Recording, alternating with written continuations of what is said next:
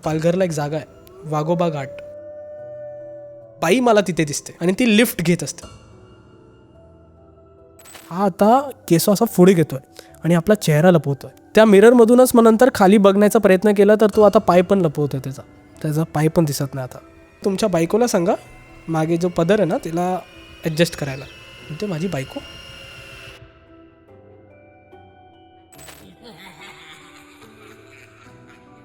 हॉस्पिटलमध्ये ॲडमिटेड होते आता मीरा रोडला ते स्थित आहे. माझे वडील जेव्हा ते बेड रेस्टवर होते बोलायचे की मला ना कोणीतरी माणूस दिसत आहे हॉस्पिटलमध्ये. जर मी इथे जास्त वेळ राहिलो तर मी जगू नाही शकणार, तर मला इकडनं लवकर काढ. आणि एक दिवस पप्पा वारले. ह्या कथा मनोरंजनासाठी आहेत. काही लोकांचे अनुभव व काही पूर्णपणे काल्पनिक असू शकतात, त्यामुळे कृपया यांना मनोरंजन म्हणून घ्या. या कथा आपल्या संस्कृतीचा एक भाग आहे, अगदी लहानपणी आजी आजोबांनी सांगितलेल्या गुड गोष्टींसारख्या. आमचा हेतू कोणत्याही प्रकारच्या अंधश्रद्धा किंवा भीती निर्माण करणे नाही. हॅलो हॅलो हॅलो मंडळी, कसे आहात तुम्ही? स्वागत आहे तुमचं बंकसच्या एका नवीन एपिसोडमध्ये. एक मिनटं, हा काही नवीन एपिसोड नाही आहे. तर तुम्ही लास्ट एपिसोड जो सौरभ बरोबर बघितलेला त्याचाच हा पार्ट 2 आहे. आणि आज पण त्याकडे बऱ्याच गोष्टी आहेत, पण मी खूप जास्त एक्सायटेड आहे त्याच्या स्टोरीज ऐकायला. बाई प्लीज स्टार्ट कर. पुढची स्टोरी तू कोणती सांगणार आहेस? आता ही जी मी गोष्ट सांगणार आहे हे माझ्या मित्राने नयन पाटीलनी मला नरेट केली होती स्टोरी होती. सो ही स्टोरी आहे आर्य कॉलनीचीच. ह्याच्यामध्ये एक आता कसं आहे की एक मुलगा आहे, त्याचं नाव आपण घेऊ शकतो अभिषेक.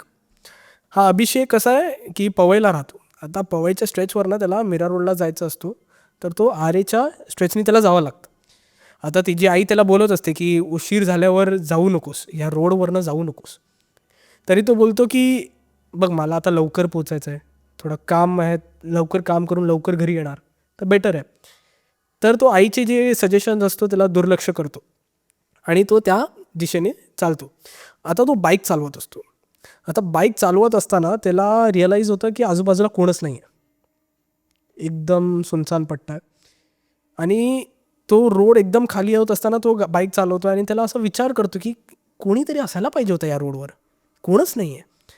आणि सडनली तो आपल्या मिररवर बघतो की एक माणूस म्हणजे एक हेडलाईटचं रिफ्लेक्शन त्याला दिसतो. मग त्याला असं बरं वाटतं की ओके आहे, कोणीतरी आहे.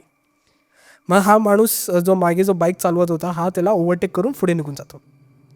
आता पुढे जेव्हा त्या माणसाने त्याला ओव्हरटेक केला, अभिषेकने पाहिलं की जो तो माणूस आहे जो बाईक चालवत आहे त्याची मागे एक बाई बसली, एक म्हणजे त्याची बायको असणार. तिचा जो पदर होता ना तो टायरच्या इथे येत होता. तर ह्यानी विचार केला की मी ह्याला सांगतो. सो ह्यानी काय केली, बाईकला स्पीड केली अभिषेकने आणि ओव्हरटेक करत असताना सांगितलं की तुमच्या बायकोला सांगा मागे जो पदर आहे ना त्याला ॲडजस्ट करायला. हे बोलून तो पुढे निघाला. आता पुढे गेल्या क्षणी त्याची बाईक आहे ना जरा खराब झाली, म्हणजे स्टार्ट नव्हत होती, खराब झाली होती. तर तो बाईकमध्ये बघायला लागला काय प्रॉब्लेम आहे. तो बाईकचे प्रॉब्लेम सॉल्व करत असताना तो जो माणूस ज्याला ओव्हरटेक केला होता तो माणूस आला आणि तो बोलला की काय झालं, तू काहीतरी बोलत होतास, मला काय कळालं नाही. तर अभिषेक बोलतो अरे तुमची बायको कुठे? तुमची बायको होती, मला हेच म्हणायचं होतं की तिचा पदर आहे ना ते टायरच्या इथे अडकतो आहे, म्हणून म्हटलं की तुम्हाला सांगतो. म्हणते माझी बायको, मी तर एकटाच चालवतो आहे बाईक. आणि हे दोघांना रिअलाईज झालं की ओके हे काय साधारण गोष्ट नव्हती, मागे कोणीतरी होता. आणि हे दोघांना आता जाणवलं आहे. आता तो पण मदत करतो, जो माणूस होता तो पण अभिषेकची हेल्प करतो आणि बाईक चालवते आणि हे लोक त्या जागेवरून निघून जातात.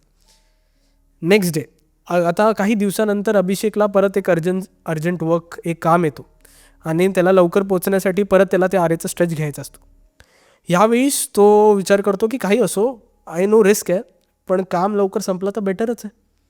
तर तो मग परत बाईक चालवतो आणि बाईक चालवत असताना त्याला ह्यावेळीस पण पूर्ण रोड एकदम खाली एकदम सुनसान वाटतं असं. तर तो बघत असतो की कोणी आहे का आजूबाजूला, पुढे पण नाही मागे पण कोणी, एक बाईक पण नाही दिसत आहे. ह्यावेळीस त्याला समोर एक बाईक दिसते, त्याचा हेडलाईट म्हणजे बॅकलाईट चालू आहे असं दिसून येतं. तर तो काय करतो, बाईकला फास्ट करतो आणि त्याला ओव्हरटेक करतो. आता त्याला ओव्हरटेक करत असताना अभिषेक त्याला बघतो की तो एकटा चालवतो आहे बाईक आणि पुढे जाऊन तो स्लो करतो कारण खड्डा आला होता. आता ज्याला त्याने ओव्हरटेक केलं अभिषेकने, तो मागचा माणूस त्याला ओव्हरटेक करतो आता आणि बोलतोय की तुमच्या बायकोला सांगा तो पदर नीट करायला. बापरे. आणि जेव्हा त्याने ते ऐकलं तेव्हा तो एकदम शॉक्ड होता आणि त्याला कळालं की हे काय साधारण गोष्ट घडत नाही आहे. त्यांनी लगेच असा बाईकचा रेस दिला आणि तो निघून गेला आणि येताना तो वेगळ्या रूटने आला. पण त्यानंतरपासून तेव्हा त्यांनी ते स्ट्रेच यूज नाही केलं. आणि सौरभ, तुझ्याबरोबर पण एक पर्सनल इन्सिडेंट घडला होता आणि तेही आपल्या वन ऑफ द मेन आपण बोलू शकतो हॉरर पॉईंट जे मुंबईमध्ये आहे, आरे कॉलनी. म्हणजे ह्याच्यावर आपण बऱ्याचदा बोललो आहे आणि ह्या तुम्ही बराच कॉन्टेंट मिल्क केला आहे. इव्हन आपण बोलू शकतो की कारण दुसरं म्हणजे हे पण आहे, बऱ्याच लोकांना तिथे अनुभवही आले आहेत. तर ती खूप विचित्र जागा आहे, खूप शांत जागा आहे, खूप अंधार आहे त्या जागेत, खूप गोष्टी लपल्या गेल्या आहेत, बऱ्याच गोष्टी ते झाल्यात. तुझ्याबरोबर तिथे काय घडलं होतं? माझ्यासोबत पण असाच एक इन्सिडेंट घडला होता. झालं काय की मी बरेच परीक्षा देतो. परीक्षा म्हणजे जसं बँकिंग झाला, फायनान्स झाला, SSC झाला. तर आपण कसं माझं ते 5:30चा शिफ्ट होता आणि तो 2 तासाचा शिफ्ट होता. 7:30 म्हणजे एक्झाम संपली 7:30 वाजता. निघता 8:30. तर झालं काय, मला त्या आरे कॉलनीचं स्ट्रेच क्लिअर करायचा होता. तर मी बाईक चालू केली पवईवरनं आणि मी त्या आरेच्या जंगलमधून बाईक चालवत होतो. 8:30 म्हटलं तरी तिथे बऱ्याच गाडी असतात. असं काही सुमसान वगैरे होत नाही, नॉर्मल असतात गाडी. तर झालं काय, मी बाईक चालवत असताना मला एक माणूस दिसतो तिथे उभा होता आणि तो डेस्पिरेटली हेल्प मागत होता. असं पण नाही की तो असाच उभा आहे हेल्प कर, डेस्पिरेट होता की जरा मला ते गोरेगावचा जो हायवे तिथपर्यंत मला सोड. मी म्हटलं आता हा एवढा डेस्पिरेट आहे तर मी ह्याला हायवेपर्यंत सोडतो, काही प्रॉब्लेम पण नाही आणि बऱ्याच गाड्या आहेत आणि मला असं वाटत नाही एवढा सुनसान जागा आहे. तर मी त्याला बोलतो की मी गाडी थांबवली आणि त्याला विचारला कुठे जायचं तुला. बोललो मला गोरेगावच्या स्ट्रेचपर्यंत मला सोड, गोरेगावच्या हायवेपर्यंत सोड. मी म्हटलं ठीक आहे. आता बाईक चालवत असताना हा मला एक स्टोरी सांगायला लागला. हा जो माणूस आहे माझ्या मागे, आधी तर नॉर्मल हाय हॅलो कसा आहेस कुठून आला आहेस हे सगळं बोलून झाल्यानंतर तो सडनली एक स्टोरी नरेट करायला लागतो की अरे सौरव, तुला माहिती आहे मी आहे ना एकदा असंच या वाटेने जात होतो आणि मी रिक्षामध्ये होतो आणि रिक्षामध्ये होत असताना मी ह्याच जागेवर जिथून तू मला पिकअप केलंस, रिक्षामध्ये असताना एक बाई मला तिथे दिसते आणि ती लिफ्ट घेत असते. तर मी रिक्षावाल्याला बोलतो की त्या बाईच्या जवळ थांबव. आता तो जो रिक्षावाला असतो तो बोलतो की नाही साहब, इधर मत रुकाओ, ये जगह खतरे से खाली नहीं है. तो तरी बोलतो की कुछ नहीं, आप रुका दो यहाँ पे. तर त्यांनी थांबवली रिक्षा तिथे. आता तो ऑटो चालक होता तो पण आता मागे वळून पाहतोय की ती बाई हळूहळू त्या ऑटोच्या जवळ येते. तर ती बाई होती ती अशी खाली वळाली आणि विचारलं की तुम्ही मला पुढेपर्यंत सोडणार का. तो माणूसने विचारला की तू इतक्या रात्री इथे काय करतेस. तर त्या बाईने सांगितलं की माझं इथे सर्वेचं काम आहे, जे बरेच फॉसिल्स असतात, झाडं असतात, त्याचे आम्ही सर्वे वगैरे करतो आणि म्हणून मी माझ्या टीमकडनं जरा लांब झाली आहे, मला फक्त त्या हायवेपर्यंत पोहोचवशील तर मी माझ्या टीम्सना भेटून घेईन. तर हा बोलतो की ठीक आहे चालेल, तू ये बस ऑटोमध्ये. आता ऑटोमध्ये बसलेला असताना तो ऑटो चालवत असतो. ऑटो चालवत असताना आता हा माणूस प्रयत्न करतो तिच्यासोबत बोलायचा, पण ती बाई काहीच बोलत नाही. पूर्ण जर्नी ती शांत असते आणि सडनली ती जी बाई असते ती ऑटोवाल्याला बोलते की इथेच थांबव, पुढे नको जाऊ, इथेच थांबव. मग तो ऑटोवाला पण तो माणसाला बघतोय की थांबव इथे. तो बोलला हां थांबव. ती बाई खाली उतरते. आता हा जो माणूस जो मागे बसलेला तो आता आजूबाजूला बघतोय काय काय. तर तिथे त्याला सापडला की तिथे एक झाड होता, मोठा झाड होता. तिथे एक ते म्हणतात एक गार्डन होता जिथे प्रवास म्हणजे ते म्हणतात ना एंट्रन्स अलाउड नव्हता आणि खाली रोड जात होता तिथे त्या दिशेने. म्हणजे आम्हाला जर सरळ जायचं तर लेफ्टला एक रोड जात होता. तर त्या माणसाने बघून घेतलं की तो कुठे उतरते. आता ती बाई जात असताना त्याने काय बोललं की एक काम करणार का तुम्ही एक नंबर देतो आहे, त्या नंबरवर तुम्ही कॉल करा. ते म्हणजे आईचा नंबर आहे, तिला सांगा की आज मला यायला उशीर होणार. तो माणूस बोलतो की ठीक आहे मी कॉल करतो, कारण ती बोलली की इथे रेंज पण नाही आहे आणि मला कॉल पण करता येणार नाही. तर तो माणूस मग नंतर घरी जातो. घरी पोहोचल्यानंतर तो फ्रेश वगैरे होतो, आंघोळ वगैरे करतो आणि त्या नंबरवर कॉल करतो. त्या नंबरवर कॉल केल्यानंतर एक बाईचा आवाज येतो की कोण. तर हा बोलतो की मी ॲक्च्युली असा अमुक व्यक्ती आहे आणि मला ॲक्च्युली तुमची मुलगी भेटली होती आरे कॉलनीमध्ये आणि तिने मला सांगितलं की तुम्हाला एक मेसेज द्यायला की तिला आज यायला उशीर होणार. ती बोलते कोणती मुलगी. तर हा जो माणूस होता त्यांनी नाव घेतलं त्या मुलीचं. ती बोलते की माझी ती मुलगी कधीच वारली, ती तर नाही आहे. ते ऐकतात क्षणी तो घाबरून जातो. आणि बॅक टू करंट टॉपिक, मी बाईक चालवतो आणि तो माणूस मला बोलतो, इथेच थांबव. तो मी त्याला विचारलं, तुला तर गोरेगावला जायचं होतं ना? तो बोलतो, नाही, मला इथेच उतरायचं. आता कसं आहे की तो खाली उतरला आणि लगेच मला माझ्या आईचा कॉल येतो की कुठेस तू, अजून आला नाहीस. मी म्हटलं मी ऑन दी वेच आहे, येतो आहे. आणि फोन ठेवलाच क्षणी तो माणूस गायब होतो. मी लेफ्टला बघतो तर एक झाड दिसतो मला, त्याच्या बाजूला मला एक गार्डन दिसतो ज्यामध्ये एंट्रन्स अलाउड नाही, आणि एक रोड दिसतो मला जो सरळ जातोय. आणि ते सगळं बघितल्यानंतर माझ्या डोक्यात येतं, माय गॉड, मला माहिती नाही पुढे काय होणार होतं. मला माझ्या आईचा कॉल आला आणि त्यानंतर तो माणूस गायब झालेला आणि मला कोणच दिसत नाही तिथे. आता बाईक चालू केली आणि मग मी घरी निघालो. पण ही अशी इन्सिडेंट माझ्यासोबत घडली होती. आता ही किती खरी आहे, किती, म्हणजे ते म्हणतात ना की एक्झॅक्टली, आता ह्याच्या पुढे तर मला जायचं नाही, पण खूप विचित्र आणि खूप डिस्टर्बिंग इन्सिडेंट होती. माहिती नाही ते खरं खरं होतं की तो माणूस तुला घाबरत होता. मला खरंच माहिती आहे, म्हणजे असं पण वाटलं नाही की तो इन रिअल आहे. मला तो एकदम रिअलिस्टिक वाटला. ह्याच्यामध्ये असं काही कोणी मला घाबरवलं पण नाही, पण ती एक मिस्ट्री होती की तो माणूस तिथेच उतरला जिथे त्यांनी त्या बाईला लिफ्ट दिली होती, की सोडला होता. ज्या गोष्टीत म्हणजे जो ठिकाण तू त्यांनी सांगितलं, त्याच्या गोष्टीत होतात तेच ठिकाण तुला दिसलं समोर. हा, ते खूप विचित्र आहे, म्हणजे जर बघायला गेलो तर अं, खूप वेगळं आहे. पण तेच आहे ना की आपल्याबरोबर जेव्हा काहीही होतं ना, आपली आई किंवा आपल्या घरात जोही देवाला खूप जास्त मानणारा असतो ना, त्यांना ते जाणवतं. ते बघ तू तसंच आहे ना, सेम असंच काहीतरी माझ्या एका मित्राबरोबर घडलं होतं. आणि तुला माहिती आहे की आता आजच्या काळात लोक बंबल, टिंडर हे सगळं खूप वापरतात डेट्सवर जाण्यासाठी किंवा गर्लफ्रेंड किंवा म्हणजे ते एक पार्टनर शोधण्यासाठी, बरोबर, किंवा मित्र बनवण्यासाठी. तर एक माझा मित्र होता, त्याला असंच एक मला वाटतं बंबलवर काहीतरी मॅच आलं एका मुलीचं, आणि त्यांचं वगैरे भेटण्याचं वगैरे ठरलं. तिन्ही माझ्या मित्राला एका ठिकाणी बोलवलं, बँड्राला एक कॅफे होता, तिथे बोलवलं. त्या कॅफेमध्ये ते लोकांनी खाल्लं वगैरे आणि बोललं वगैरे झालं, थोडंफार एक दुसऱ्याला जाणून घेतलं. त्या मुलीमध्ये ना काहीतरी असं विचित्र होतं, म्हणजे विचित्र ॲज इन, मी कसं बोलू तुला, की कंटिन्यू असं ना ती खूप वेगळंच वागत होती. म्हणजे एकीकडेच बघत राहणार, खूप ॲबसेंट माइंडेड राहणार आणि खूप विचित्र प्रश्न विचारणार, की म्हणजे समोर समुद्र दिसतोय तर या समुद्रात मी उडी मारली तर काय होणार, म्हणजे अशा प्रकारचे खूप वेगळे प्रश्न. तर ह्याला थोडं वियर्ड वाटलं आणि पटकन आपलं खाल्लं वगैरे, आणि तो बोलला की अरे मी जातो, मला लेट होत आहे, माझा मित्र, मला जायचं आहे, बाहेर जायचं आहे. तर तेव्हा ती मुलगी बोलली, तर तू आताच आला आहेस, लगेच जातो आहेस, मला वाटतं आपण थांबू, म्हणजे रात्री वगैरे जाशील. तो बोलला नाही, मला जायचं आहे. तर चल ना आपण फिरायला जाऊ, जर आपण एक वॉक घेऊ इथून. तेव्हा तो बोला की नाही, मला लेट. तर तिने थोडं त्याला फोर्स केलं की चल ना माझ्याबरोबर, तू आता आलायस. तर त्याचं पण असं होतं, ठीक आहे चल जाऊ दे. तसं पण त्याला कुठे जायचं नव्हतं. ह्या मुलीची वाईबच थोडी त्याला खराब वाटत होती, तिचं वागणं विचित्र वाटत होतं. पण आता ठीक होती, तेवढं फोर्स करते. तो बोलला ठीक आहे, अर्धा तास थांबतो. तर ती आहे ना त्याला 3 ठिकाणी घेऊन गेली, आणि ते एक बँडस्टँड त्या जागेवर होतं, आणि मग त्या लोक अजून एक ठिकाणी गेले बँड्राच्या, आणि मग ते लोक मरीन लाईन्सला तिथे गेले, मरीन ड्राईव्सला तिथे. पण ते तिन्ही ठिकाण जे होते ना, ते कुठे ना कुठे हॉन्टेड होते.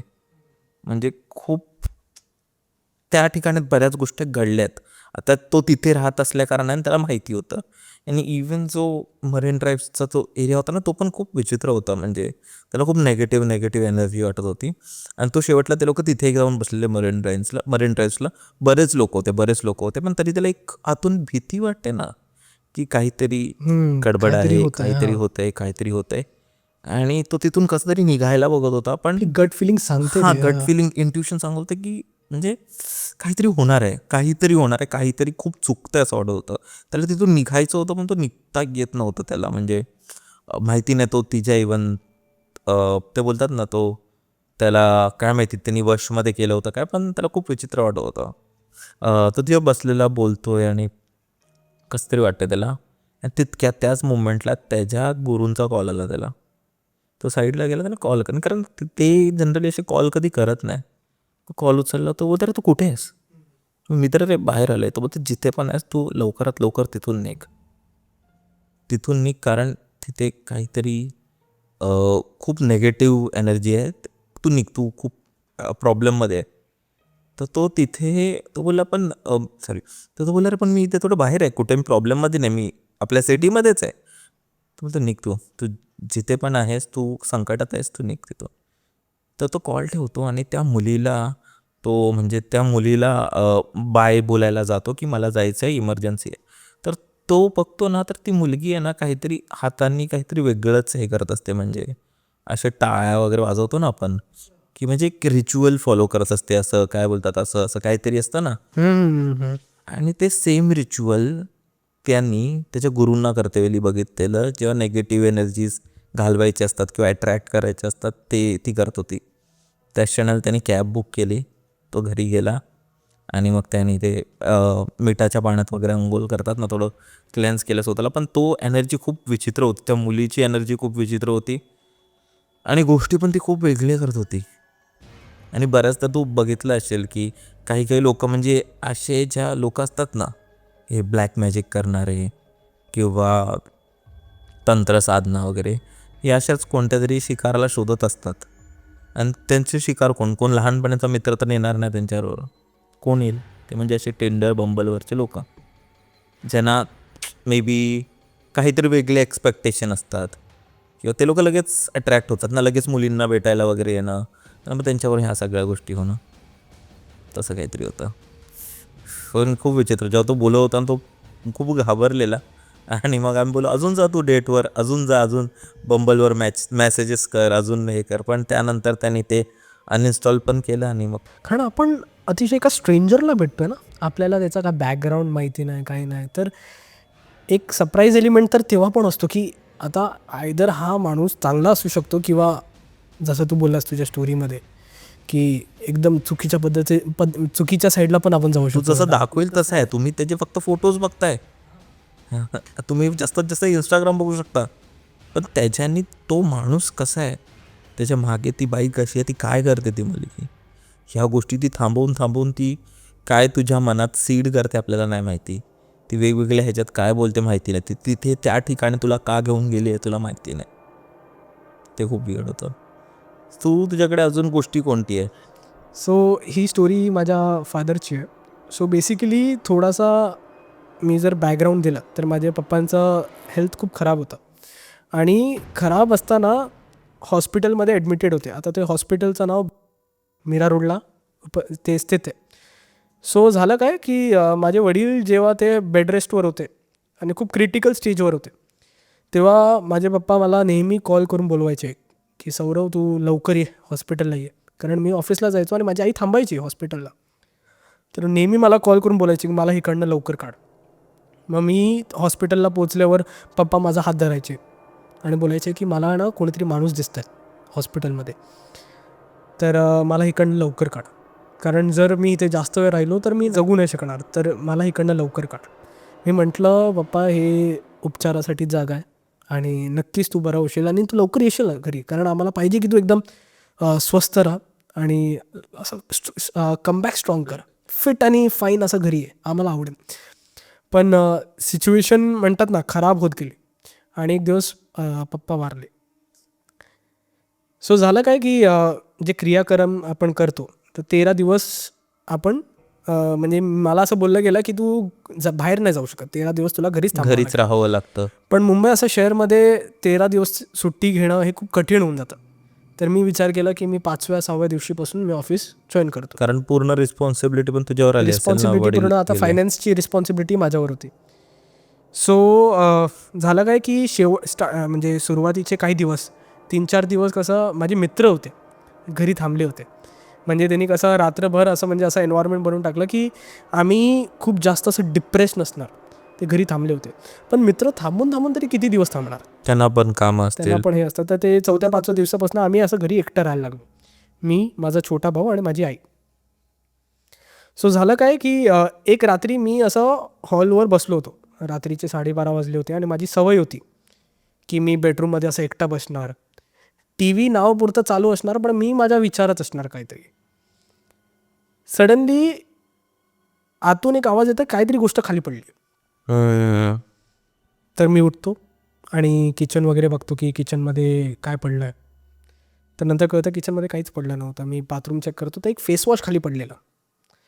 आता एक पूर्ण भरलेला नवीन फेसवॉश सडनली खाली पडला. मी असा विचार केला की मे बी वारा सुटला असणार किंवा विंडो ओपन असणार. मी विंडोकडे पाहतो तर विंडो पण बंद. म्हणजे खूप नेग्लिजिबल चान्सेस असणार की तो फेसवॉश विदाऊट रिझन खाली पडणार. मी म्हटलं उगाच कशाला मी एवढा विचार करतो, सोडू दे, राहू दे. नेक्स्ट रात्री परत मी बसलो आहे आणि आता मला डोअरचा नॉकचा आवाज आला की डोअरवर कोण नॉक करतो आहे. असं एकदाच 1-2दा असा नॉक केला. तर मी त्याला दुर्लक्ष केलं आणि टी व्ही पाहत बसलेलो. त्यानंतर किचनमध्ये एक बाऊल खाली पडतो आउट ऑफ सडन.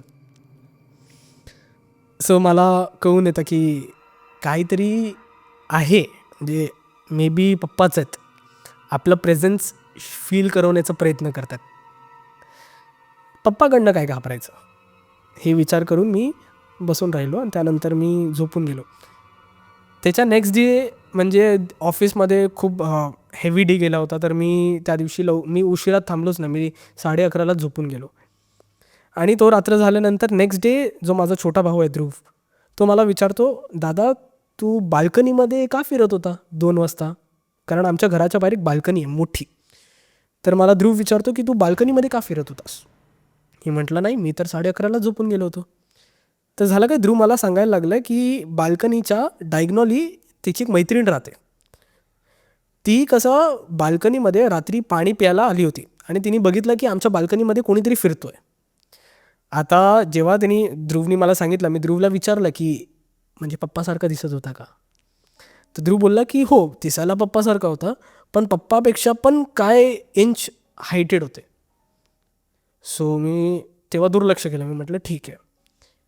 सेम दुपारी माझ्या आईला एक स्वप्न पडतो. स्वप्नात माझे पप्पा आले होते.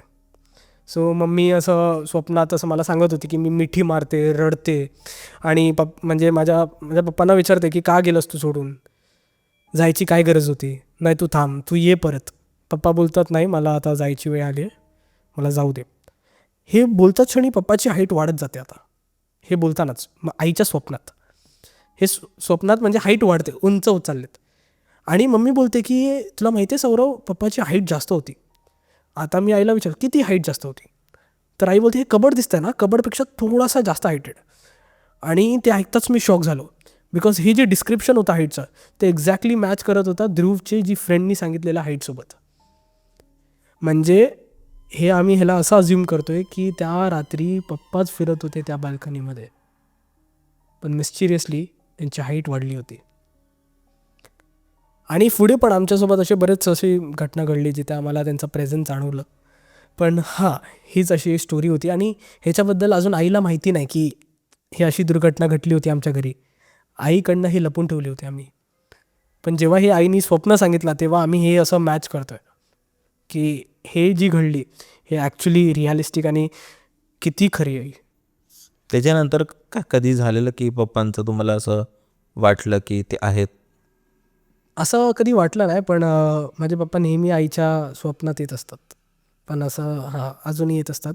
कारण कसं आहे की आईला काय व्हायचं, म्हणजे जेव्हा पण आता सपोज आई जिथे काम करते हॉस्पिटॅलिटीमध्ये, सो कोणी पण व्यक्ती जात असणार ना, तर आईला असं स्वप्न पडतो आधीच की हा माणूस आता जाणार आहे. असं एक स्वप्न पडतो की तो बोलतोय की आता मी जाणार आहे श्वेता, आईचं नाव श्वेता आहे, आता मी जाणार आहे तर काळजी घे वगैरे असं. तर प्रत्येक माणसाचं असं स्वप्न पडतो आईला. तर आई कंप्लेन करत होती की प्रत्येक व्यक्ती जे माझे स्वतःचे पण नाही आहेत ते मला स्वप्नात येऊन आधी सांगतात मृत्यूच्या आधी, तू का नाही सांगितलंस मला? आणि ते बोलत बोलत नुसतीच रडत राहायची. पण ते रडत असताना मग पप्पा आले स्वप्नात आणि हे सगळं असं घडलं. आणि पप्पाचं म्हणजे स्टोरीज इतके वियर्ड असतात की असं बोलायला गेलं तर सांताक्रूजला माझा एक कझन भाऊ आहे, तो घरी होता आणि कसं आहे चॉल सिस्टम असते. तर चॉल सिस्टममध्ये कसं आहे की जो म्हणजे माझा कझन भाऊ होता तो काहीतरी लॅपटॉपवर करत होता आणि माझे पप्पा कसं थकले होते तर ते बेडवर झोपले होते. सडनली रात्री माझे पप्पा असं उठतात आणि असा आवाज देतात, काय रे कसा आहेस? म्हणजे जो माझा कझन भाऊ आहे त्याचं नाव नितीन आहे. तर नितीन विचारतो की नितीन दादा आहे तो विचारतो काय झालं म्हणजे मामा कोणाला तुम्ही हाक मारताय. तर तो म्हणजे जे माझे पप्पा आहे ते बोलतात तो सुदेश गेला आता, त्याला हाक मारला मी. आता तो जो नितीन मोरुजकर आहे तो एकदम शॉक होऊन जातो, बिकॉज सुदेश म्हटल्यावर तो एक असा व्यक्ती होता जो 5 वर्ष आधीच मेला होता, तो ते नव्हताच. पण जो सुदेश आहे हे सगळ्यांना ओळखायचा, माझ्या पप्पांना, माझ्या कझन भावाला. सो अशी म्हणजे त्यांची पर्सनॅलिटी होती की त्यांना दिसायचं, जसं मी हॉस्पिटलचं सांगितलं, किंवा असं त्यांना सतत वाटायचं की कोणीतरी घ्यायला येतो आहे. आणि पप्पा नेहमी कंप्लेन करायचा की असं घडतं आहे. ही स्टोरी होती. बापरे. कारण तेच आहे, आपले वडील गेल्याचं दुःख सगळ्यात मोठं आहे. दुःख सगळ्यात मोठा हो. आणि मग त्यानंतर ह्या सगळ्या गोष्टी होणं पण, कारण आपला माणूस असतो आपल्याबरोबर ते 13 दिवस आणि ते कुठे ना कुठे ते जाणून येतं. 13 दिवस खूप भयानक असतात, खूप भयंकर असतात. आपण त्यावर एक व्हिडिओ पण बघितला होता, मी नुसतं प्लग इन करतो पण तुम्हाला आय बटनवर मिळेल. त्यात मी गरुड पुराणात आपले हिंदू धर्माच्या हिशोबाने गरुड पुराणात त्या 13 दिवसांचं डिस्क्रिप्शन कसं केलं ना, त्यावर आपण एक व्हिडिओ बनवला होता. तर तो नक्कीच बघा, तुम्हाला इथे आय बटनवर दिसेल. भाई पण खूप खूप म्हणजे मजा आली तुझी स्टोरीज ऐकून. पण ॲट द सेम टाईम भाई खूप असं इमोशनल पण आम्ही झालो. आणि आपण बोलतो ना की आपले जे वडील आई वडील असतात ते नेहमीच आपल्या रक्षणासाठी असतात, जाऊनसुद्धा ते नेहमी वरून आपली काळजी घेत असतात, आपल्याला बघत असतात, आपलं सगळं नीट व्हावं हीच त्यांची इच्छा असते. आता अजून काय, तर आय होप सर्व तुझ्या स्टोरीज संपल्यात. तर माझ्याकडेही काही स्टोरीज आहेत जे आपले सबस्क्रायबर्स मला नेहमी पाठवत असतात मेल्स थ्रू, किंवा कधी ते भेटले की सांगत असतात. आणि आय नो तुमच्यापैकी बरेच लोक बोलतील की तू नको सांगू, त्यांना बोलू दे, गेस्टला बोलू दे, तू कशाला बोलतो, असे एकदम चिडून येतात माझ्यावर. शांत व्हा, शांत व्हा. बघा, आमच्या इकडे एक म्हण आहे, ज्याची बॅट त्याची बॅटिंग, बरोबर. आणि दुसरं कसं असतं ना की बघा, जे गेस्ट येतात ना, जे पाहुणे आपल्याकडे येतात, तर तुम्हाला असं वाटतं की मी माझं स्टोरी चालू करून त्यांना दुसरीकडे नेतोय, पण नाही. तुम्हाला बऱ्याच गोष्टी कॅमेऱ्याच्या मागच्या नाही दिसत. तर कसं होतं ना की समजा मी आता फक्त एक स्ट्रेट फेस घेऊन इथे बसलो, मी अजिबात त्यांच्याशी काय बोललो नाही किंवा काहीच त्यांना काही ओपिनियन नाही दिले, तर तो माणूस दबून जाणार. त्याला असं वाटेल तो काय एका भिंतीशी बोलतोय. पण कसं होतं की समजा तो एक गोष्टी सांगतोय, तर बऱ्याचदा असं होतं ना की हा कोणता इंटरव्ह्यू नाही, हा पॉडकास्ट आहे. आणि एक पॉडकास्ट तेव्हा चांगल्यापैकी बनतो जेव्हा दोन्ही लोक तेवढ्यात सहभाग घेतात. तर सौरभ, आता आपण आपल्या गोष्टीकडे वळूया. खूप रॅन्टिंग झालेलं आहे. ही जी घटना आहे ना, मला काजलने पाठवलेली आहे, जी आपली सबस्क्रायबर आहे. आणि तिने लास्ट जो आपला व्हिडिओ होता त्याच्या कमेंटमध्ये टाकलं होतं, आणि बाई तिने लिटरली ते लिहिलं होतं, एवढी जास्त मेहनत. तू बऱ्याचदा ऐकलं असशील ना बाई की असं म्हणतात की मृत व्यक्तीचे फोटो लावू नये. आपले आजी आजोबा जे गेले आहेत त्यांचे फोटो लावू नये. कारण खूपदा असं होतं की त्या फोटोंकडे जेव्हा आपण बघतो तर आपण त्यांची आठवण काढतो, आणि त्यामुळे काय होतं की ते ह्या जगातून मुक्त होऊ शकत नाही, कारण आपण त्यांना बांधून ठेवलेलं असतं आपल्या आठवणीत.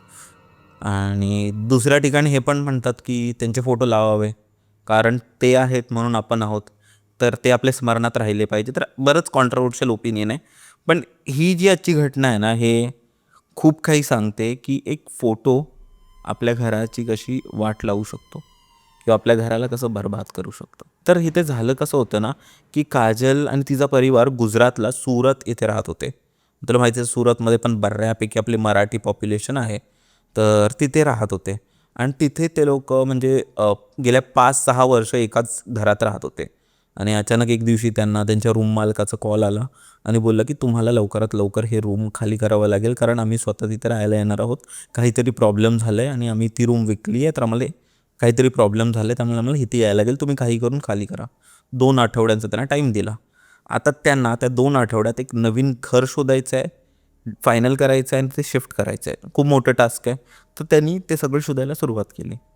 त्यांना एक घर मिळालं जवळच त्यांच्या बाजूला, आणि त्यांनी डिसाईड केलं की त्याच घरी शिफ्ट व्हावं. मस्त नॉर्मल त्यांच्या बजेटमध्ये, परफेक्ट. पण जसंच त्या घरात ते लोक शिफ्ट झाले ना, बऱ्याच काही गोष्टी म्हणजे चुकीच्या दिशेला जाऊ लागल्या. म्हणजे त्या घरात एक निगेटिव्हिटी त्यांना सतत जाणवायची. म्हणजे घरात सगळ्यांचा रागीट स्वभाव होऊ लागला, सगळे एकदम तापायचे, भांडणं, आणि आजार पण घरी हळूहळू येऊ लागलं. ठीक आहे. आणि दुसरीकडे जे काजलचे बाबा होते ना, ते आपल्या सगळे टिपिकल इंडियन डाएटसारखे, की त्यांना ना ते डॉक्टर हे काय मानायचे नाही. म्हणजे त्यांचं असं होतं की आयुर्वेदात सगळं काही आहे आणि सगळ्या गोष्टींचा इलाज आयुर्वेदिकच आहे. तर त्यांना ब्लड प्रेशरचा त्रास वाढलेला आहे इथे आल्यापासून. तर ते त्यासाठीच ते राजस्थानला गेले होते. त्यांचा एक बोलू शकतो एक बाबा होता त्याच्याकडून इलाज करायला. तर तिथे गेले आणि तिथे त्या लोकांनी त्यांनी काय ब्लड प्रेशरचं वगैरे औषधं वगैरे घेतले आणि तिथून निघतेवेळी आहे ना त्यांनी त्यांच्या घराबद्दलही सांगितलं की कसं ते नवीन घरात शिफ्ट झाले आणि तिथे काय काय प्रॉब्लेम्स येत आहेत त्यांना फेस करतायत. तर त्या बाबांनी आहे ना त्यांना एक फोटो दिला, त्यांच्या गुरूंचाच वगैरे असेल, एक फोटो दिला आणि बोलले की हा तुमच्या घरी जाऊन लावा आणि ह्याच्यामुळे ठीक होईल सगळं. ते आले आणि त्यांनी ते फोटो लावला आणि ते बाबा बोललेले की ह्या फोटोला रोज तुम्हाला पूजा करायची, अगरबत्ती वगैरे लावायचे. तर ते बाबा जेव्हा दिवाबत्ती करायचे त्या फोटोवर पण फिरवायचे अगरबत्ती. तर सुरुवातीला तर सगळं काही ठीक झालं. म्हणजे हळूहळू त्यांचं राग शांत झाला, सगळ्यांचं नेगेटिव्हिटी थोडी कमी वाटू लागली आणि थोडं आजारपणही कमी होऊ लागलं. पण दुसरीकडे आहे ना एक विचित्र गोष्ट घडायला लागली, ती म्हणजे त्यांना आहे ना त्याच घरात भास होऊ लागले. तर झालं कसं होतं की ना की काजल आणि तिचे जे वडील होते ते हॉलमध्ये बसले होते त्यांच्या जेवून वगैरे आणि अचानक आहे ना त्यांना त्यांच्या कडी ठोकल्याचा आवाज आला. म्हणजे टक एकदम हळू आवाज आला. त्यांना वाटलं असेल ठीक आहे कोण नाही आहे, हवेच्या ह्याच्याने झालं असेल. इग्नोर केलं. 2-3 दिवसांनी परत सेम आवाज आला एकदम हळूवार. परत इग्नोर केलं. खूप नॉर्मल आहे, खूप कॉमन आहे, इग्नोर केलं. त्यानंतर झालं कसं होतं की त्यावेळी बिग बॉस सुरू होता आणि काजलला बिग बॉस बघायला खूप आवडायचं. आता तुला माहिती असेल की बिग बॉस जनरली 9 वाजता लागतं आणि रात्री 11 नंतर रिपीट एपिसोड लागतात. तर काजल कसं आहे बिग बॉस बघायची पण रिपीट एपिसोड पण बघायची, तर तिथं मिस झालं. आणि ते सगळं बघत असताना तिने एक गोष्ट नोटीस केली की रोज त्यांच्या कडीचा आवाज येते आणि तेही बरोबर आणि तेही एकाच टायमाला 11 वाजून 35 मिनटं. काय बोलतोस? म्हणजे समज बाहेरून जर आवाज येत असेल तर ठीक आहे, हवा असू शकते ना. एकदा बाहेरून येणार, एकदा आतून येणार.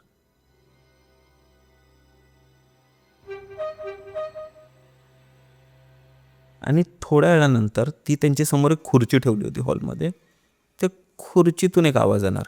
म्हणजे तुला माहिती असेल जी प्लॅस्टिकची खुर्ची जनरली आपल्याकडे असते त्याच्यावर बसल्यावर कसं एक आवाज येतो ना, हलकासा कोण बसला असेल तर आवाज येतो आणि ती खुर्ची पण थोडी दाबली जाते.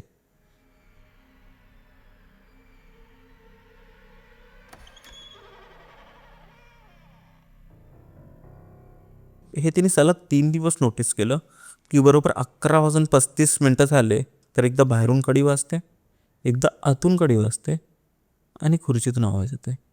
जसं काय कोणी आधी बाहेरून दरवाजा उघडतोय, आतून दरवाजा लावतोय आणि समोरच्या खुर्चीवर येऊन बसतोय. आणि ती एकदा तरी तेच केलं. ती काय केलं की ती जसं आवाज आला ना, ती जाऊन खुर्चीच्या जवळ गेली. तर परत कोणतरी उठतंय ह्याचा देखील आवाज आला. म्हणजे खुर्ची परत तिच्या त्या नॅचरल फॉर्ममध्ये जसं की कोणीतरी त्यांना बसायला सीट देत आहे की म्हणजे माझं झालंय तुम्ही येऊन बसा अशा प्रकारे. तर त्यावेळी ती घाबरली, धावत आतमध्ये गेली, बाबांना वगैरे सांगितलं. बाबा बोले काही नाही आहे, शांत बस, काही नाही आहे, कुठे काय आहे, भात झाला असेल बिग बॉस वगैरे बघू नको. तिलाच ओरडा पडला. दुसऱ्या दिवशी तिने बरोबर 11:30 वाजले ना, बाबांना वगैरे सगळ्यांना बाजूला आणून बसवलं आणि तसंच 11 वाजून 35 मिनटं झाले ना, परत आवाज आला, परत कड्यांचा आवाज आला आणि खुर्चीवर जाऊन बसला. जसेच बाबा गेले तसंच खुर्चीवरून उठायचा आवाज आला. फक्त खुर्चीचा आवाज, उठायचा आवाज आला. आता त्यांच्या पूर्ण घराला माहिती पडलं की काहीतरी गडबड आहे. त्या दिवशीपासून आहे ना त्यांना बरेच अजून वेगवेगळे अनुभव येऊ लागले. तर त्यांनी एक गोष्ट डिसाईड केली की आत्ता आपल्याला हे घर सोडायचं आहे, दुसरीकडे जायचं आहे. पण तिथे अजून एक गोष्ट होत होती की तसंच त्यांनी डिसाईड केलं ना हे घर सोडायचं आहे आणि दुसरं घर ते लोक जेव्हा बघत होते ना, काही करून असं होत होतं की ती डील कॅन्सल होत होती. म्हणजे सगळं काही फायनल झालं आहे ते लोक जाणार तर कधी ह्यांच्या घरी काय आजारपण येते किंवा भांडण किंवा समोरचा व्यक्तीच नाही बोलते. म्हणजे नक्की होत कसं होतं ना, की जी ती एंटिटी होती ना, जी ती गोष्ट होती, जेही ते होतं, त्यांना ह्यांना ह्या घराच्या बाहेर नव्हतं पडून द्यायचं होतं. एकदा काजलनी अजून एक इन्सिडेंट सांगितलं होता, की त्यांच्या रिलेटिव्सचं लग्न होतं, त्यामुळे सगळे लोक बाहेर गेलेले. त्यांना यायला लेट झाला आणि तिचा एक भाचा म्हणू शकतो, की कोणतरी लहान बाळ 2-3 वर्षाचा असेल, नुकताच तो बोलायला शिकला, त्याला तो रडायला लागला, त्याला शी झालेली, म्हणून ती लवकर घरी घेऊन आली. रस्त्यात ते लोक गाडीतून लवकर घरी आले आणि त्यांनी शी वगैरे केली सगळं आणि ती त्यासोबत खेळत होती. तर खेळता खेळता तो काय बोलतो की तो बघतो मला बघतेय, मला कोणतरी बोलवतंय, बुवा आहे बुवा आहे असं म्हणजे बोलत होता आणि एकीकडेच टक लावून बघत होता.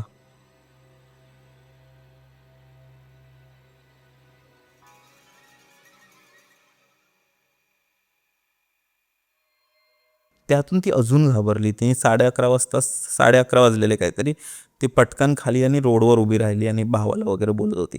तर अशा बरेच अनुभव त्या घरी यायचे. तर त्यांना एक गोष्ट समजली, की जेव्हाही ते लोक हे डिस्कस करतायत ना, की हे घर सोडून जायचंय, तर ती एंटिटी ऐकते आणि ती होऊ नाही देते. तर त्यांनी एक डिसाईड केलं, की आतापासून जेही घराची वार्ता असेल ना, ते घरी नाही गायची. तर त्यांनी एक डिसाईड केलं, की आजी त्या इथे जाऊन बोलायचे आणि ते लोक तिथेच डिस्कशन करायचे. घरी अजिबात घराबद्दल, त्या गोष्टीबद्दलच बोलायचे नाही. इवन आम्हाला काय जाणवलं किंवा कडी कोणी वाजवली किंवा काही गोष्टी अजिबात डिस्कस नाही करायचे. त्यांचे जेही डिस्कशन असायचे त्याच्या रिलेटेड हे त्यांच्या आजीच्या घरी करायचे. त्यांना काही दिवसांनी एक चांगलं घर मिळालं. ते लोक तिथे शिफ्ट झाले आणि त्या घरी पण ती बोलते बऱ्याच गोष्टी झाल्या. पण हे सगळं तिथे थोडं नॉर्मल झालं. काही दिवसांनी तिने जेव्हा माहिती काढली की ह्या घरी नक्की काय आहे, तेव्हा माहिती पडलं की ह्या ज्या घरी ते लोक राहत होते ना, त्यांच्या आधी एक फॅमिली राहत होती. नवरा बायको, वय झालं होतं त्यांचं 60 वगैरे असेल. त्यांचा मुलगा आणि सून राहत होती. तर जी ती आई होती ना, त्यांना हे होतं, कॅन्सर होतं आणि त्याच्यामुळे त्यांचा तिथेच त्याच घरी मृत्यू झाला होता. तर त्या आजी खूप चांगल्या होत्या, म्हणजे सगळ्यांना खूप प्रेम करायचे. तर आणि त्यांचा त्या घराशी खूप जास्त जीव होता. तर मे बी ती पॉसिबिलिटी असेल की त्या आजी त्या टायमाला रोज घरी यायच्या, खुर्चीवर बसायच्या आणि निघून जायचं. त्याच्या व्यतिरिक्त त्याने काही त्रास नाही दिला त्यांना. अजून एक ऑब्झर्वेशन आहे, की तू नोटीस केलं असेल की ज्यावेळी त्यांच्या घरी फोटो नव्हता ना, तोपर्यंत सगळं शांतता होती.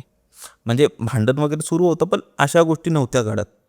पण ज्यावेळी ते फोटो आणलं, तर त्यांनी माहिती नाही तशा गोष्टींना अट्रॅक्ट केलं किंवा तिचे बाबा जेव्हा राजस्थानवरून आले, तर ते एकटे आले, कोणाला घेऊन आले ते माहिती नाही. पण ते ओव्हरऑल खूप जास्त भीती आहे. म्हणजे तू विचार कर ना, की तू तुझ्या घरी आहेस, टी व्ही बघतोयस, अचानक कडी वाजते आणि कोणतरी खुर्चीवर येऊन बसतोय. कोण आहे, काय, कायच माहिती नाही, पण आहे. ती फिलिंगच एकदम भयानक आहे. तर ही आपल्याला काजलने पाठवलेली गोष्ट. बाप रे.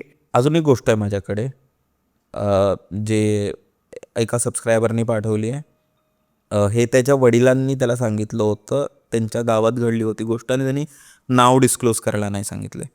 तर झालं कसं होतं ना, की जवळजवळ 20-25 वर्षाआधी एक राणी नावाची मुलगी होती आणि राणीचं कसं होतं, की ती जस्ट गावी शिफ्ट झाली होती. तिचे वडील जे होते ना, ते शिक्षक होते आणि तुला माहिती असेल, की गावी जे आपले सरकारी स्कूल असतात किंवा गावची जी शाळा असते तिथे शिक्षकांची बदली होत असते किंवा ट्रेनिंग झाल्यावर त्यांना दुसऱ्या दुसऱ्या शाळेत पाठवत असतात. तर राणीच्या वडिलांचीही अशी बदली झाली होती त्या गावात. तर राणीचं वय जवळपास असेल म्हणजे 14-15 वगैरे, 8वीत होती मुलगी आणि एकदम ब्राईट स्टुडंट, म्हणजे इंग्लिश मीडियम, हुशार मुलगी आणि एकदम सगळ्या गोष्टींना सायंटिफिक वेमध्ये बघणारी मुलगी होती ती. ठीक आहे. तर ती झाली 1-2 महिन्यात तिने मित्र वगैरे बनवले गावी आणि मस्त की खेळायचे. संध्याकाळ झाली की खेळणं सुरू, म्हणजे शाळेतून आले, खेळायला गेले, म्हणजे तेच एक रुटीन त्यांचं सेट झालं होतं. तर एके दिवशी संध्याकाळी काय झालं ना, की ते लोक खेळत होते आणि खेळता खेळता ना राणी एका त्यांच्याच गावात एका पडीक घराकडे गेली आणि तिकडे जाता क्षणी तिचा मित्र जोरात तिला ओरडला, "ए राणी, तिथे नको जाऊ, तिथे जाऊ नको." एकदम रागावून बोलला. ती परत आली, बोलली, "काय झालं, तू ओरडतोयस का?" बोलली, "त्या घराकडे तुला माहिती आहे काय?" बोलली, "काय?" त्या घरात एक बाई राहते जिच्यापासून कोणच गावचं बोलत नाही. तिच्या घराकडे कोण गावकरी फिरकत नाही. नको जाऊ तिथे. तर ते काय आहे त्या बाई, काय काय म्हणजे तू ओरडतोयस का? ती बोलते, त्या बाईला आहे ना चेटूक विद्या येते. ती बाई कोणाचाही सत्यानाश करू शकते. तर कोणीही जाऊन तिच्या घराकडे काही टाकलं किंवा तिच्या घराकडे आवाज वगैरे केला ना, तर त्याचा खूप विचित्र हाल होतं. तू वेडा आहेस का? हे सगळं अंधश्रद्धा असते. तू का मानतोयस? तू एवढा शिकतोय, शाळेत वगैरे जातोयस आणि ह्या गोष्टींवर मानतोयस. तेव्हा तिचे सगळे मित्र बोलतात. तिचे सगळे मित्र एक घटना सांगतात. ते बोलतात, गेल्या वर्षी एक एक पोस्टमॅन असतात ना, पोस्टमॅन आला होता आणि तो जाता आता तिथे बेल वाजवत होता जोरजोरात. जातात आणि तो तिच्या दरवाजाच्या बाहेर जे अंगण होतं तिचा, तिथे तो थुंकला. ती भाई धावत बाहेर आली आणि जोरजोरात त्याला शिव्या घालायला लागली. आणि असं तुझं म्हणजे तुझा सत्यानाश होईल, हे होईल, ते होईल, जोरजोरात त्याला ओरडायला लागली. आणि दुसऱ्या दिवशी गावकऱ्यांना त्याची डेड बॉडी सापडली. तर हे अशा अशा गोष्टी राणीला सांगितलं. राणी देखील थोडी घाबरली, पण तिचं आतून होतं की हे लोक माझ्यावर प्रँक वगैरे करत असतील किंवा मला फसवत असतील, असं तिला मनात वाटत होतं. तर ती घरी त्याच विचारात गेली आणि घरी जाऊन ती अजून एक विचार करायला लागली की मी जाते आणि बघते की काय आहे, बघूया काय करेल. जास्तीत जास्त एक म्हातारी बाई असेल, वेडी असेल, हे लोक तिला उगाच घाबरत आहेत. तर ती 2-3 दिवस होतात, ती घराच्या अवतीभोवती फिरत असते. एक दिवशी ती डिसाईड करते की मी आतमध्ये जाणार. संध्याकाळच्या वेळ 5:30-6 वाजले असतील, अंधार व्हायला आला असतो. ती आतमध्ये जाते. एकदम घरी एकदम पडकं घर, म्हणजे कसं बोलू की असं ते असतात ना, छत पडलंय लाकडाचं, अंगणात एकदम घाण आहे, कुंपण वगैरे पण, म्हणजे कोणी लक्षच नाही दिले त्या घराकडे. अशा प्रकारे ती हळूहळू आतमध्ये गेली आणि विचारलं, कोणी आहे का घरी, कोणी आहे का? तर तिला आतमध्येतून आहे ना, घराच्या आतमध्येतून असे आवाज लागले, असे आवाज यायला लागले घरातून. तर आतमध्ये जाऊन बघितलं की नक्की काय चालतंय. ती बघते की एक तीच म्हातारी बाई भिंतीकडे चेहरा केलाय तिने, मांडी घालून असे ढोपर, जसं काय बोलतं त्याला, ढोपर पकडून वगैरे बसतात ना, तशा प्रकारे बसली आणि हलत्याने जोरात अशा आवाज काढते. ती बोलते, राणी बोलते, अहो आजी, बरे आहात ना तुम्ही, काय चाललंय? ती जोरात मागे वळून बोलते, काय हवंय तुला, कशाला आली आहेस? तेव्हा ती बोलते की आजी मी तर ती आजी बोलते, माझं एक काम होतं तुमच्याशी. ते आजी बोलते, तुझं काय काम आहे इथे, का आली आहेस तू? म्हणजे एकदम त्यांच्या भाषेत वगैरे बोलते. म्हणजे मी ऐकले तुम्ही अशी, तुमच्याकडे विद्या आहे की तुम्ही ज्याचंही नाव लिहिलं तर त्याच्याबरोबर, म्हणजे तुम्ही नाव लिहून त्याच्यावर करणी करू शकता. तर ती हसायला लागते जोरजोरात. म्हणजे असं, त्याच्या कोणी सांगितलं तुला? गावात सगळे सांगतात तुम्ही करता असं. अच्छा, तुला करायचं आहे? तुला, हां मला करायचं आहे. कोणाचं? तर माझी एक आत्या आहे, ती खूप भांडते, माझ्या आईला त्रास देते, वडिलांना त्रास देते. तिला ना मला धडा शिकवायचा आहे. तर तिच्यावर तुम्ही कराल का? तर ती आहे ना जोरात तिच्याकडे एक पुस्तक आणि एक कोळसा फेकून मारते. बोलते, ह्याच्यावर नाव लिही तिचं, पूर्ण नाव लिही. तर ती नाव लिहिते त्या कोळशाने आणि तिला देते. ती बोलते, आजी मी नाव लिहिलंय, जा, होईल तुझं काम, निघून जा इथून. एवढंच, म्हणजे पैसे किंवा काय तुम्हाला लागणार नाही ह्या करायला. तर मला नको आहे तुझ्याकडून पैसे, जा तू, तुझं काम होईल. ती जाते. ती जाते आणि हसत असते, कारण तिला माहिती आहे की असं थोडी नव्हतं, वहीमध्ये नाव लिहून कोणाचं काय होतंय बाई. ती जाते घरी. पण तिला 1% आपल्याला असतं ना की आपल्याला माहिती आहे गॅरंटीड नाही होणार, पण ती एक मजा असते ना, 1% जर झाली तर. आणि जेही असे आपले नातेवाईक असतात, आत्यावित्या किंवा भांडणारे जे लोक असतात, ज्यांचा आपल्याला ऑलरेडी राग असतोच, त्यांच्यावर असं झालं तर 1% तरी ती जी होप असतात की काहीतरी होईल. तर 1 दिवस होतो, 2 दिवस होतात, 3 दिवस होतात. ती रोज बाबांना विचारते, बाबा आत्या कशी आहे? आत्या बोलते तशीच आहे, तुला आत्याची खूप काळजी लागली, असं तसं. 4थ्या दिवशी ती फोन पण करते आत्याला, आत्या कशी आहे? ती बोलते चांगली आहे, भांडतच म्हणजे बोलते चांगली आहे मी, मला काय होतंय? तर ती काय विचार करते की जाऊया आजीकडे आपण परत जाऊया, कारण ऑब्व्हियसली हिला काय येत तर नाही आहे. उगाच लोकांना उल्लू बनवते आणि लोक हिजे झालं फसतायत. आणि आजीला बोलते, आजी काही झालं नाही हो, म्हणजे माझी आत्या तर अजून एकदम ठणठणीत आहे. तर आजी बोलते कदाचित तू नाव नसशील बरोबर लिहिलं. ती बोलते बरोबर नाव लिहिलेलं होतं. तर परत ती पुस्तक परत ती वही फेकते आणि देते तिला. बोलते बघ एकदा काय नाव लिहिलंस, चेक कर, कदाचित बरोबर नसशील लिहिलं नाव. परत एकदा लिही. तर ती वही उघडते आणि बघते तर वहीमध्ये तिचंच नाव असतं, राणीचं नाव असतं. आणि हे बघून तिच्या अंगावर शहारे येतात, थंड अंग पडतो. त्याच्यामुळे बोलते आजी हे माझं समोर बघून आणि समोर बघते. तर ती आजी हसत असते जोरात आणि बोलते तू माझी परीक्षा घ्यायला आलेलीस, तुला काय वाटलं तुला काय वाटलं मी तुझ्या वयाची आहे, मस्करी करशील माझ्यासोबत? बोलते मी 80 वर्ष या गावात टिकून आहे आणि मला माझ्या विद्येवर पूर्ण भरोसा आहे. पहिल्यांदा या गावात कोण बघितला जी माझी परीक्षा घ्यायला आली, आता बघ तुझं काय होतंय.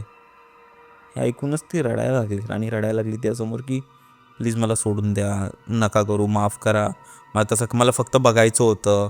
असं जा, बघायचं होतं ना, जा घरी, तुला दिसेल आता. असं करून ती हकलवून लावते. राणी घाबरत घरी येते कशी तरी आणि पूर्ण रात्रभर तेच विचार करत असते. 4थ्या-5व्या दिवशी राणी तिच्याच घरात एका विचित्र अवस्थेत त्या लोकांना सापडते. म्हणजे तिचं कोणीतरी इकडून एक भाग खाल्लेला असतो. म्हणजे लोकांचं असं आहे की ते जीव ऑब्व्हियसली जिवंत नसते, तर लोकांचं असं म्हणणं होतं की कदाचित वाघ घेऊन गेला, हे घेऊन गेलं, ते घेऊन गेलं. पण जे तिचे मित्र होते ना त्यांना माहिती होतं ते नक्की कशामुळे झालं. तर असेही काही लोक असतात भाई. तू बघशील स्पेशली असे काही म्हातारे लोक असतात तू बघशील असे काही लोक असतात जे त्यांचं वय असं वाटतं खूप आहे, पण त्यांच्या बोलण्यावरून त्या गोष्टीवरून म्हणजे त्या अशा गोष्टी करत असलेला विश्वास जे आपण ठेवू नाही शकत. पण थँक्यू सो मच भाई, तू आलास आणि मजा आली गोष्टी ऐकून तुझ्या. तुला कसं वाटलं? रिकी, खरं म्हणजेच तर मी खूप फॉर्च्युनेट आहे की तू मला ही स्टेज दिली आहेस म्हणजे बोलण्यासाठी. थँक्यू आणि सो थँक्यू मच भाई, सो मच थँक्यू सो मला मच तू ही आलास. संधी देण्यासाठी. आणि I be forever grateful. Thank you so अरे मच. भाई इथे एवढं नको बट थँक्यू सो मच. तर मंडळी, तुम्हाला हा पॉडकास्ट कसा वाटला, सौरभच्या गोष्टी तुम्हाला कशा वाटल्या, नक्की कमेंट्समध्ये सांगा. तुम्हाला कोणती गोष्ट सगळ्यात जास्त आवडली, कारण असे तर आम्ही कॉन्व्हर्सेशन करतोय पण तुमच्या माध्यमातून आम्ही तर तुमच्यापर्यंत पोहोचतोय पण तुम्ही नाही पोहोचू शकत आहात. तर ते एक माध्यम कमेंट सेक्शनमध्ये आहे, तर नक्की तिकडे कमेंट करा, चॅनलला सबस्क्राईब करा. तुम्ही सौरभचं चॅनल पण चेकआउट करू शकता, डिस्क्रिप्शनमध्ये तुम्हाला मिळेल. आणि आपण भेटू परत एकदा अशाच एक एपिसोडमध्ये. आणि तुम्हाला सौरभ बरोबर पुढचा एपिसोड ऐकायला आवडेल की नाही तेही सांगा, कारण आम्ही प्लॅन करतोय बरेच अजून एपिसोड करायला. तर थँक्यू सो मच गाईस, बाय बाय. तुम्ही स्पॉटिफायवरही ऐकू शकता आणि भेटूया पुढच्या एपिसोडमध्ये. बाय, थँक्यू बाय, मजा आली. मजा आली यार.